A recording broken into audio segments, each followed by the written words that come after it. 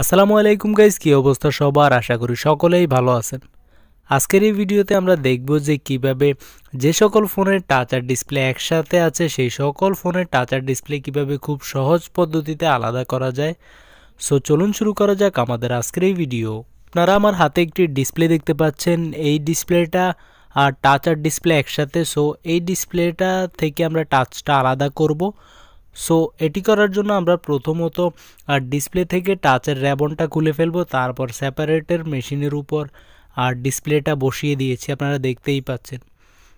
So separate মেশিনের display বসানোর পর আমাদের সেপারেট মেশিনের টেম্পারেচার যখন 80 থেকে 90-এর কাছাকাছি পৌঁছাবে, আর 90 হচ্ছে সর্বোচ্চ এবং 80 হচ্ছে সর্বনিম্ন, এর মাঝামাঝি থেকে আমরা আসলে কাটিং শুরু করব।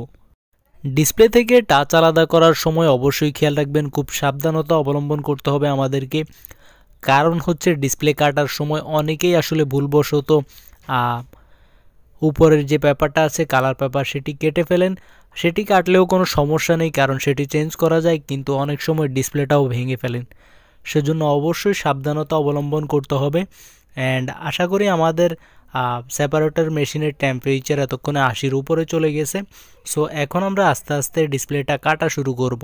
আরেকটা কথা হচ্ছে, ডিসপ্লে কাটার সময় অবশ্যই হাতে গ্লাভস যদি আপনার কাছে থাকে তাহলে গ্লাভস পরে নেবেন, আর না হলে যে কোনো একটা স্ক্রুড্রাইভার বা কিছুর মধ্যে তার পেঁচিয়ে তারপর টানবেন।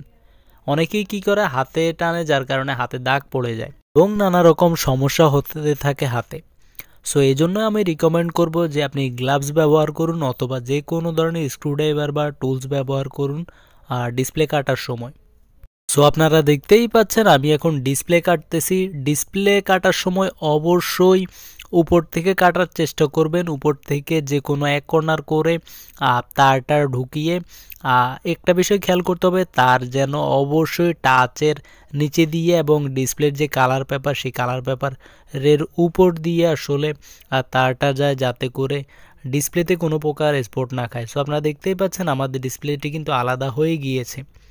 সো এইভাবেই আসলে খুব সহজে যে কোনো ডিসপ্লে টাচ আলাদা করা হয়।